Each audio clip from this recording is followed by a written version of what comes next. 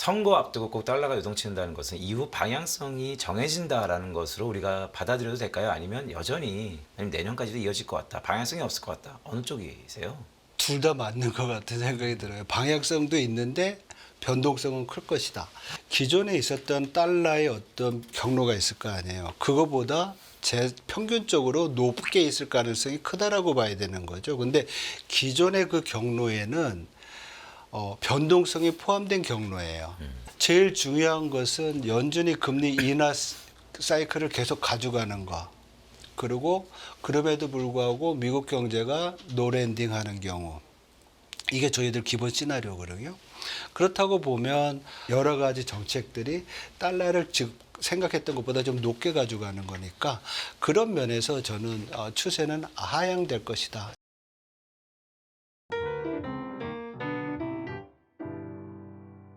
이분을 모셨습니다. 장재철 이코노미스트와 함께합니다. 박사님 안녕하십니까? 안녕하십니까?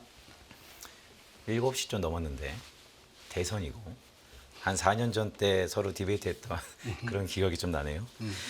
자, 박사님 오늘이 이제 대선일인데요. 한국 시각으로는 내일부터 아마 결과를 받아보겠죠. 그런데 미국의 옵션 변동성 빅스 지수가 일단은 급등하고 전일 다우 지수는 또 하락했습니다. 다우 지수는 또 장중 400포인트 이상 하락했었고요. 전반적으로 어떠세요? 이것이 일단 투자자들이 불안하니까 포지션을 다 비우고 관망하자라는 거일 텐데 이 여파가 과거에 경험했던 수많은 대선들 중에서 좀 심한 편인가요? 아니면 늘상 그래왔다. 어느 쪽에 좀 더 가까우세요? 어, 대선 결과는 항상 언제든지 불확실했던 것 같아요. 그럼에도 불구하고 우리가 과거의 그 시장의 어떤 트렌드를 보면 대선이 있던 해에 11월과 12월 달에 장이 그렇게 나쁘지가 않았어요. 그러니까 그 얘기는 뭐냐면 여러 가지 불확실성에도 불구하고 시장은 새로운 후보자들의 경제 정책이나 아니면 뭐 부양책 아니면 새로운 뭐 규제 완화 이런 거에 이제 기대하는 부분은 있죠. 그래서 그러한 부분에 의해서 시장은 좋았는데 문제는 우리가 계속 얘기하듯이 매주 나오는 지표라든지 아니면 예상보다 뭐 나빴던 이런 지표들이 시장의 변동성을 키우는 그런 거가 있을 수 있을 것 같고요.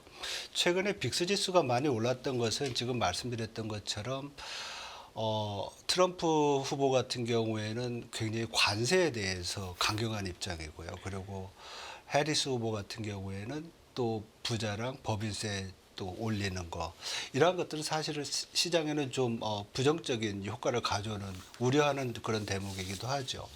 그리고 두 번째로는 이 두 양 후보 모두 재정 건전성에 대해서는 크게 이제 신경을 안 쓴다는 얘기죠. 그래서 의회 연방 그 의회 그 예산 그 위원회에서 보면은 해리스 같은 경우에는 그 모든 정책을 다 쓸 경우에 2035년까지 미국의 정부 부채가 3조 5천억 달러 늘어나고 트럼프 같은 경우에는 7조 5천억 달러가 늘어난다. 최대. 최대. 네네. 그러니까 그만큼 국채를 발행해야 될 거고 국채 가격이 떨어지니까 국채 가격과 또 국채 금리는 반대잖아요.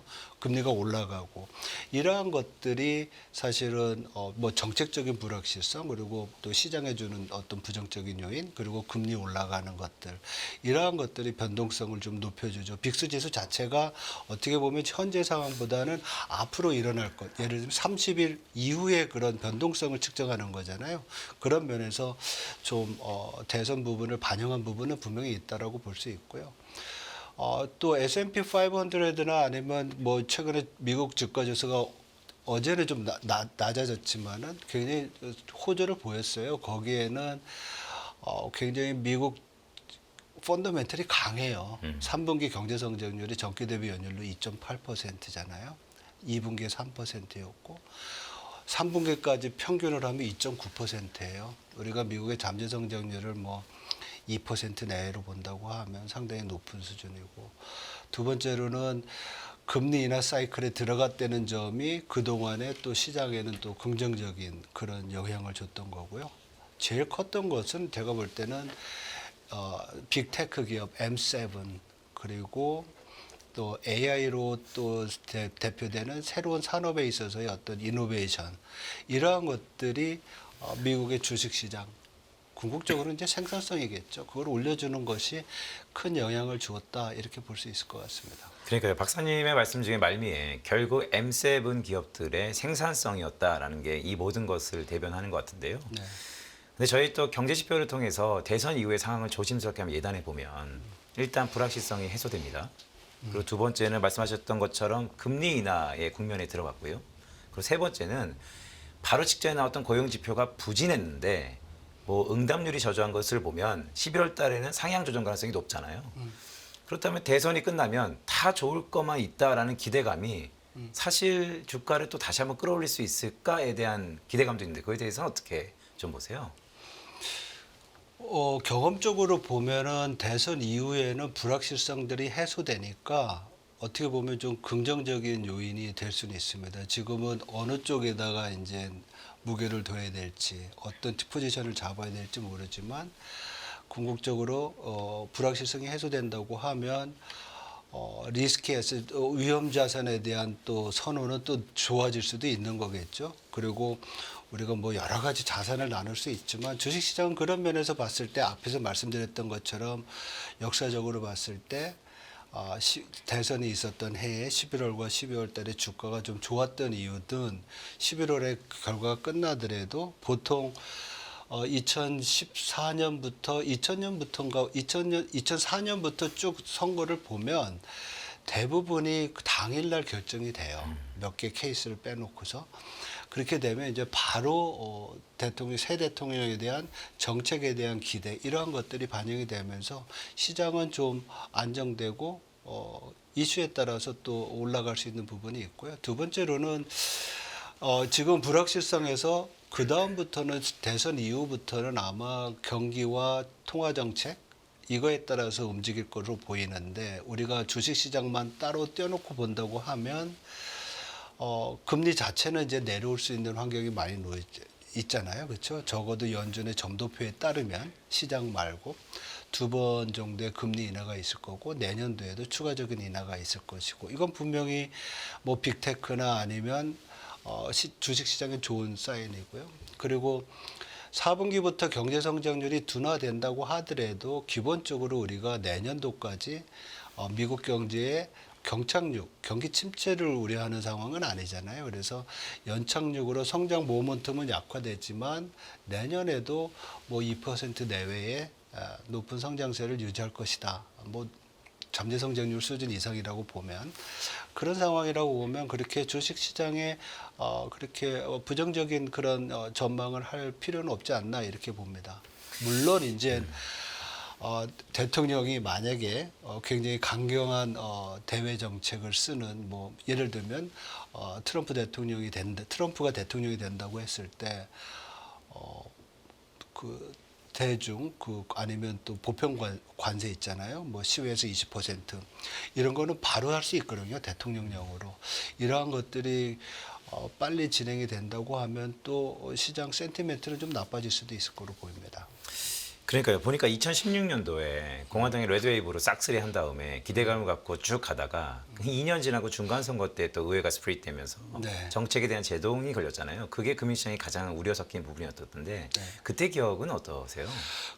제가 우려하는 것은 아마도 뭐 지금 말씀하신 그런 내용인 것 같아요. 그러니까 이번에도 대통령이 이제 트럼프가 되면서 공화당이 상원, 하원 다 싹쓸이한다. 정부와 의회를 다 가져간다. 그렇게 될 경우에는 트럼프 일기 때와 마찬가지로 굉장히 강경한 이민 정책이나 아니면 또 교역 정책들이 쓸 가능성이 커요. 그 경우에 어떻게 보면 미국 주식시장은 분명히 영향을 받았었거든요. 나중에 슬라이드를 볼 시간이 있을지 모르겠지만은 그렇게 되면 그러한 것들이 궁극적으로는 경제에 영향을 줄 것이고 시장의 성과가 나빠지면 또 국민들이 중간선거에서 평가를 하겠죠. 그래서 2018년에 말씀하신 대로 상원은 공화당이 가져가지만 하원을 민주당이 가져가면서 트럼프의 모든 정책들이 다 제동에 걸리기 시작을 하죠. 그래서 그런 현상이 일어날 가능성도 큽니다. 그러니까요. 뭐 가져오신 차트 이제 S&P 500 같은 거 좀 띄워주시면 좋을 것 같은데 말씀하신 부분이 이 동글뱅이 친 붉은색과 녹색 이 부분 아닙니까? 화면 한번 띄워주시면 좋을 것 같은데. 슬라이드 2번 같은데. 네, 슬라이드 2번입니다. 자, 보시면 말씀드렸던 것처럼 2018년도 2월 달에 우리는 기울어진 운동장을 바로잡겠다라고 해서 대중관세를 고유관세로 부과하면서 주가는 조정받았지만 그때까지만 하더라도 그래, 트럼프가 전방위적인 지지를 받고 잘 하겠지 싶었는데 결과적으로 주가가 안 좋았어요. 네. 서민 경제가 안 좋다 보니까 바로 2년 뒤에 말씀드렸던 것처럼 심판되는 거 아닙니까? 네. 근데 이번에도 비슷한 흐름이 나타날 가능성을 대비해야 된다의 쪽에 저희가 귀담아 들어야 될까요? 아니면 그때 그렇기 때문에 이번에는 트럼프가 만약에 된다면 조금 더 경거망동하지 않고 안전운전할 거다. 어느 쪽에 좀 더 가닥을 두고 계세요? 저는 트럼프 우리 옛날에 이제 같이 일할 때 얘기 많이 했지만 트럼프 대통령이 되게 오래전이에요. 그 CNN의 레리 킹 쇼라고 있는데 이렇게 대담하는 프로인데 그때 나와가지고 그때는 기업인이었죠. 그때는 기업인이었고 정치인이 아니었는데 그때 아랍의 미군이 주둔해야 될 필요 없다. 우리가 왜 잘 사는 사람들한테 그 국방 부담을 우리가 미국에 져야 되느냐 이런 얘기했던 게 기억이 나고 두 번째로는 일본 같이 잘 사는데 일본 차가 이렇게 많이 와서 우리 미국에서 돌아다니게 하면 안 된다. 관세 붙이고 엔화 강세 가야 된다. 이런 얘기 했었거든요. 야, 전반적인 아메리카 퍼스트. 그렇죠. 네. 근데 그런 견해가 이 사람이 트럼프가 정치인이 아닐 그 기업가일 때부터 계속 가지고 있던 생각이에요. 그리고 벌써 1기에서 그걸 실행을 해봤고요. 그리고 2기에서 만약에 당선이 된다고 하면 국민들이 그 생각을 굉장히 지지하는 거라고 확신할 수가 있겠죠. 그래서 저는 더 강경하게 나갈 가능성이 있다라고 봅니다. 단 중간선거에서 제지당하기 전까지. 왜냐하면 분명히 보편관세라든지 아니면 중국에 대한 그 뭐 60%의 관세 이런 부분은 중국을 상하게 할 수도 있지만 미국한테도 상당히 부담이거든요. 예를 들면 그 대중 관세를 20%만 올린다고 하더라도 PC 인플레이션 연준이 그 통화 정책의 기준으로 삼고 있는 그 인플레이션 지표 있잖아요. 그게 1% 포인트 올라간다고 해요. 그러면 지금 연준은 2%를 타겟하고 있는데 2%까지 물가를 낮춰놔도 1%가 올라가면 연준의 금리 인상 사이클 그 경로가 달라지겠죠. 지금보다 더 높아지겠죠. 그렇게 되면 분명히 긴축적인 상황에서 미국 경제가 어려울 거고 시장 성과도 나쁠 거고 그러면 국민들이 또 심판을 하겠죠. 그래서 제가 볼 때는 그 중간 선거까지가 상당히 미국 경제에서는 트럼프가 대통령이 될 경우에는 굉장히 시험을 받는 그런 기간이 아니겠느냐 이렇게 생각해 볼 수 있을 것 같습니다. 그러니까 장지철 박사님의 얘기를 쭉 들어보면 사람은 잘 바뀌지 않는다. 2016년도에 경험이 있지만 그가 민간일 때 정치인이 아니었을 때 그 스탠스를 고수하기 때문에 이번에도 만약에 트럼프가 되면 아니다. 경험이 있기 때문에 온순하게 할 것이다라는 일각의 기대가 있지만 그렇지는 않을 것이다. 하던 대로 할 것이다. 라는 말씀을 주셨는데요. 네. 자, 그렇다면 뭐 시나리오별로 금리라든지 주가라든지 환율에 양 후보 중에 어떤 분이 되면 어떤 양상이 펼쳐질 거다. 그런 시나리오가 좀 있을까요? 그렇죠. 그러니까 트럼프가 대통령이 될 경우에는 아까 말씀드렸듯이 상당히 이제 공격적인 무역 정책을 써서 소위 말해서 관세를 높여주게 되고 그렇게 되면 인플레이션이 유발될 수 있는 부분이 있고요. 그리고 인플레이션이 유발이 된다고 하면 연준의 그 금리 인하 경로가 지금 생각해 봤던 것보다 높을 수가 있고 그리고 재정 적자 규모도 커지니까 왜냐하면 뭐 소득세나 법인세 감세하고 그러한 부분들이 결국은 재정 적자 부분으로 나타나서 재정 또 부채가 많아지면 국채를 많이 발행해서 금리가 올라가게 되고 이런 부분들은 사실은 또 달러 강세 요인이 될 수가 있는 거죠. 그래서 금리가 생각보다 높아질 수 있고 그리고 달러도 강세가 될 수 있고 반면에 이제 시장 같은 경우에는 이 뭐 외수 수출하는 기업이냐 아니면 수입하는 기업이냐 아니면은 뭐 내수 위주의 기업들 같은 경우에는 상대적으로 관세 영향을 덜 받겠죠.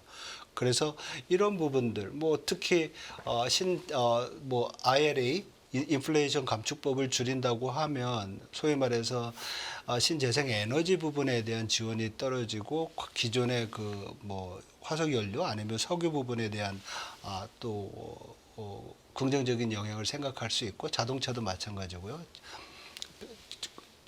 전기 자동차보다는 기존의 자동차 같은. 그래서 섹터별로는 이러한 어떤 트럼프의 정책에 따라서 좀 달라지는 부분은 있을 것 같아요. 반면에 해리스 후보가 된다고 하면 인플레이션은 생각보다 낮을 수 있고요. 재정 적자 부분도 작으니까 트럼프가 대통령 되는 것보다는 금리 수준도 낮을 수 있고 그래서 상대적으로 좀 완만한 변화를 가질 수 있는 거고 달러 강세 정도도 약할 수 있다. 그리고 기존의 바이든 정부의 정책을 그냥 쓴다고 하니까 우리가 잘 알고 있듯이 뭐 2차 전지라든지 아니면 또 뭐라 그럴까요? 뭐 재생 에너지 부분 이런 부분에 대해서 굉장히 또 긍정적인 영향을 받을 수 있는 부분도 있을 거라고 생각을 합니다. 알겠습니다. 참 금융시장은 익숙한 것들에 대해서 상당히 밸류업을 한 시장이기도 하니까 어떻게 보면 해리스 후보가 지속 당선된다면 바이든 행정부의 기조를 이어가는 것으로서 또 다른 트럼프 행정부의 재림하고는 좀 다를 수 있다라는 것으로 저희가 가름하겠습니다. 이거 하나만 좀 여쭤볼게요. 약간 번외인데 저 개인적으로 내년에 가장 중요한 게 중립금리의 상승과 기준금리의 크로스 언제가 될 것이냐가 되게 중요할 것 같은데요. 누가 되더라도 감세를 해도 재정이 필요하고 재정 조절을 많이 한다 해도 또 재정이 필요하고 해서 금리가 오를 거다라는 컨센서스가 있는데 중립금리는 이제 3%가 거의 목전에 있지 않습니까? 그렇다면 이게 어느 정도 시기에 맞물릴 것 같고 그렇다면 그때 금융시장은 요동칠까요? 어떻게 좀 보세요?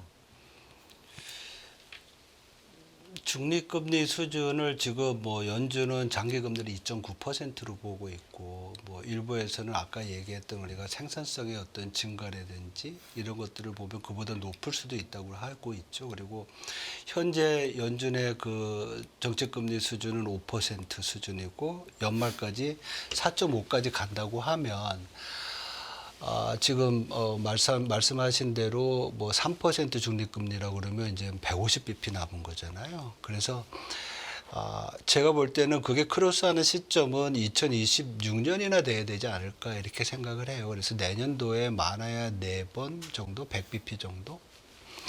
그렇다고 보면 뭐 시간은 좀 있는 상황인데 중립금리 수준까지 내려가고 난 다음에 뭐라 그럴까?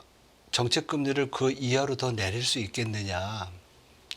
뭐 굳이 그럴 필요가 있을까 이런 생각을 합니다. 그리고 더 중요한 것은 지금부터 우리가 보면 그 성장률도 올해부터 미국이 올해 뭐 2.9% 내년도에 2.2 아니면 2.0% 정도 왔다 갔다 한다고 보면 그 다음에 성장률이 보통 장기로 보면 2%대에 맞춰 놨거든요. 잠재 성장률 수준으로 장기 전망을 친다고 치면 그런 상황에서 정책금리 수준을 밑으로 내려놔 가지고 인플레이션 압력이나 이런 걸 키울 필요가 있을까? 그래서 아마 그 수준에서 유지시키지 않을까 이런 생각을 합니다. 그리고 더 중요한 건 아까 이제 말씀드린 것처럼 그 중립금리 수준이 이게 어떤 방법을 쓰느냐에 따라 다 달라요. 밴드가 다르다는 그렇죠. 거죠. 그래서 이걸 어떤 수준에 놓을지에 대한 뭐 리스크도 있어요. 그래서 지금 우리가 추상적으로 알고 있는 아니면 잠정적으로 알고 있는 수준에서 크게 벗어나게 두지는 않을 것이다. 특히 이제 아래로는 인플레이션 압력이 커지는 사회고 우리가 지금 코로나 위기 이후에 경제 구조가 바뀌었다고 얘기하잖아요. 근데 그 바뀐 거에 제일 큰 것이 모든 것이 비용 인상형 그런 경제 구조로 변했습니다. 그린 트랜스포메이션이라는 것이 어떤 트렌드라고 보면 다 코스트를 올려주는 것이고요.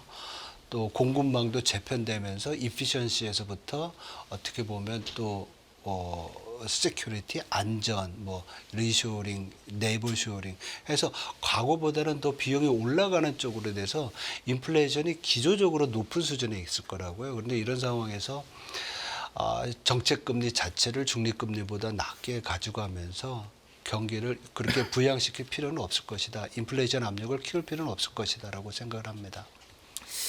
알겠습니다. 자, 박사님이 뭐 시청자분들 잘 아시는 것처럼 또 하나의 메이저가 사실 환율 박사님 아니십니까? 제가 알기로는 박사님이 참 환율에 대해서 일가견이 있으신 걸로 알고 있습니다. 달러가 일단 요동치고 있습니다.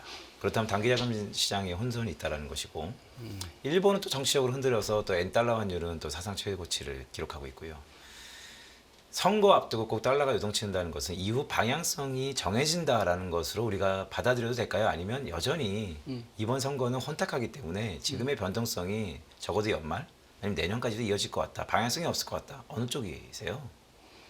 둘 다 맞는 것 같은 생각이 들어요. 방향성도 있는데 변동성은 클 것이다. 아, 방향성이 있다. 어느 예, 쪽으로 좀 보세요? 왜냐하면 이제 우리가 이 다음 슬라이드를 한번 보면 달러 지수를 봐요. 그러면 일부에서는 트럼프가 대통령이 되면 앞에서도 제가 설명을 드렸잖아요. 달러는 강세가 될 요인이 크다.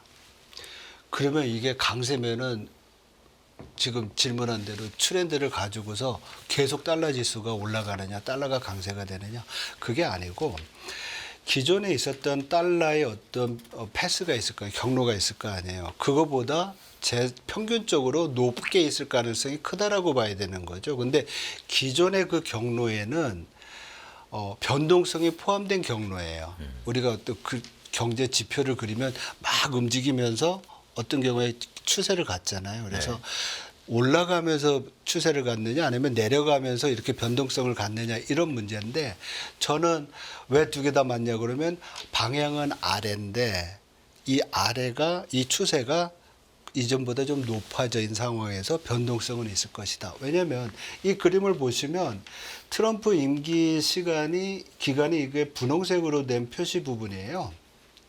근데 이때도 우리가 트럼프 되면 달러 강세된다고 그랬으면 이게 우상향해야 되는데 그렇지 않잖아요. 여기에는 뭐 금리의 어떤 변화라든지 아니면 대중국과의 어떤 무역 말찰에 따른 뭐 리스크 요인 이런 것들이 다 포함된 거예요. 그래서 제가 볼 때는 제일 중요한 것은 연준이 금리 인하 사이클을 계속 가져가는 거. 그리고 그럼에도 불구하고 미국 경제가 노랜딩하는 경우 이게 저희들 기본 시나리오거든요. 그렇다고 보면 달러의 어떤 추세적인 약세는 있어야 될 거로 보여요. 근데 예를 들면 달러 지수가 그때 만약에 뭐 내년 말에 100이었다고 하면 지금 104에서 100까지 내려간다고 하면 지금 104에서 한 102까지 갈 수 있다라는 거죠. 트럼프 하에서는. 왜냐하면 여러 가지 정책들이 달러를 생각했던 것보다 좀 높게 가져가는 거니까 그런 면에서 저는 추세는 하향될 것이다. 이렇게 보고 있습니다. 알겠습니다. 왜 중요한 얘기이기 때문에 제가 한 말씀 더 한번 여쭤보겠습니다. 그럴 것 같은데요. 달러 인덱스라는 게 6개 선진 통화들의 집합체입니다. 그 나라의 통화는 그 국가의 펀더멘털을 반영한다는 측면에서 달러가 약해지려면 반대급부로 유로화가 강해져야 되는데 그렇죠. 지금 유럽의 경제를 보면 강해질 수 있는 겁니까? 그래서 달러는 우리 모두 약세 가능성이 높다라고 전망하지만 실제 뚜껑을 열어보면 글쎄요, 조심스럽습니다. 정반대 흐름이 나오지는 않을까요? 근데 이렇게 생각도 할 수 있어요. 지금 유럽 경제 성장률이 올해 0%대 수준이잖아요. 그럼 내년도 마이너스 갈까요? 바닥은 쳤다. 바닥을 치죠. 그리고 지금도 계속 기다리고 있는 게 소비 지표가 좋아지는 걸 기다리고 있어요. 근데 그 시점이 지연되고 있는 건데 기본적으로 제가 볼 때는 ECB도 유럽 중앙은행도 계속 금리를 내릴 거예요. 그리고 경기 회복 시점이 올 것이고 물론 이제 우크라이나 러시아 전쟁이 어떻게 되느냐 지금보다 더 심화될 경우에는 경제 심리가 악화되니까 더 지연될 수 있겠지만은 제가 볼 때는 그 기본적인 펀더멘탈 자체가 지금보다 더 나빠질 이유는 없는 상황에서 인플레이션도 안정되고 금리가 내려온다고 하면 다른 조건이 일정할 때 경기는 좋아질 수 있는 여지가 더 있다 상대적으로. 그러면 유로화는 지금보다 좀 강세가 되겠죠. 두 번째로는 일본 중앙은행도 마찬가지예요. 일본도 지금 경제 성장률이 올해 0.0 아니면 마이너스 0.1이거든요. 내년도에 모든 전망기관의 서베이를 보면 1% 내외로 올라가요. 그리고 인플레이션도 좀 높게 유지가 되고 그렇다고 보면 물론 정치적인 어떤 혼란은 있지만 이번 총선에서 일본 중앙은행도 정책금리를 올릴 거로 봐요. 그래서 저는 내년도 말 되면 정책금리가 지금 0.25%죠. 0.5 됐다가 1까지 갈 거로 봐요. 내년 연말쯤에는. 그렇죠. 그렇게 되면 엔화는 지금이 이제 굉장히 약한 거죠. 엔화 강세가 되는 거죠. 이렇다고 보면 뭐 유로화 다른 거 빼놓고 유로화와 엔화만 놓고 보더라도 지금보다 강하다고 그러면 달러는 약세로 가야 되는 부분이 있지 않나 이렇게 보는 거죠. 그리고 더 중요한 것은 우리가 지금 제일 중요한 건 달러 원 환율이잖아요. 거기서 중요한 건 지금 말씀드렸듯이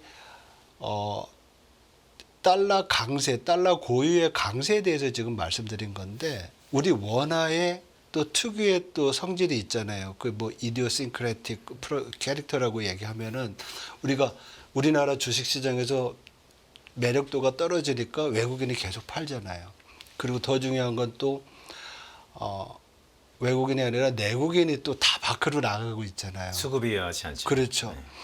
이러한 부분들은 달러가 약세가 된다고 하더라도 달러 원 환율이 내려오는 거를 좀 많이 제약을 할 거예요. 왜냐하면 내국인의 달러 수요가 있으니까.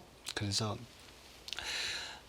지금 뭐 내년 말까지라고 우리가 전망해 본다고 하면 달러 원 환율이 1,300원 밑으로 내려갈 수는 있겠지만은 그 하락폭이 일부에서 예상하는 것처럼 1,220원, 뭐 1,200원대 초반까지 가기는 좀 어렵지 않겠나 이렇게 보고 있습니다. 그러니까요. 장 박사님의 환율의 전망을 쭉 복귀해 보면 가장 이례적인 몇 가지 키워드가 있습니다. 첫 번째, 달러를 결정하는 건 유럽이다. 하지만 유럽이 지금보다 더 나빠지겠느냐에 대해서는 불확실하다. 즉 유럽은 강해질 것이다. 경기 회복이 올 것이다. 그렇습니다. 또 달러가 강해도 우리 원화의 특이한 성질을 감안해 보면 과거처럼 달러 환율이 1,200원 선을 뚫고 내려가는 그런 뉴 노멀은 그렇죠. 아닐 것이다라는 말씀으로 가름할 수 있을 것 같은데요. 자, 시간이 많이 지났지만 중국 얘기 또 여쭤봐야 될 것 같습니다. 저희 현업에서 있을 때 중국도 많이 다뤘습니다. 예. 중국이 드디어 돈을 풉니다. 어. 중국이 돈을 푸는데 시기적으로 보면 오늘 좀 많이 다뤘지만 패를 다 보고 액션을 취한다는 것인데 시장의 일각에서는 규모가 작기 때문에 별로일 것이다. 영향이. 그런데 개인적으로는 어떠세요? 중국이 이런 패를 다 까고 패를 다 보고 미국의 상을 다 보고 숫자를 제시하면 파워풀하지 않을까요? 근데 우리가 지금 여전히 우리가 중국 정책 변화에 대해서 배고픔을 느끼는 것은 내수가 안 좋은데 소비를 진작시킬 수 있는 조치들이 없다는 거예요. 굉장히 미니멀하게 나오고 있는데 여태까지 어떤 뭐 재정 정책 면에서 보면 뭐 지방 정부의 부채 부분을 완화시키거나 아니면 금융 리스크를 완화시키는 그런 종류의 어떤 리스크 컨트롤 타워 부분이었지 이것이 경기 부양을 위한 것은 아니었다는 거예요. 물론 진정한 부양책은 없다. 그렇죠. 왜냐하면 통화정책 같은 경우에는 금리를 낮추고 뭐 이래서 부양 효과를 가져올 수는 있지만 통화정책보다 더 경기를 빠르고 또 직접적으로 부양시킬 수 있는 소비를 진작책이 없었다는 거죠. 근데 만약에 이제 트럼프 대통령이 된다고 하면 그리고 관세를 무지막지하게 올린다고 하면 중국 정부 입장에서는 어쩔 수 없이 지금 시장에서 예상하는 것처럼 보통 위기 상황에서 GDP의 10% 정도를 저걸 한다고 그러더라고요.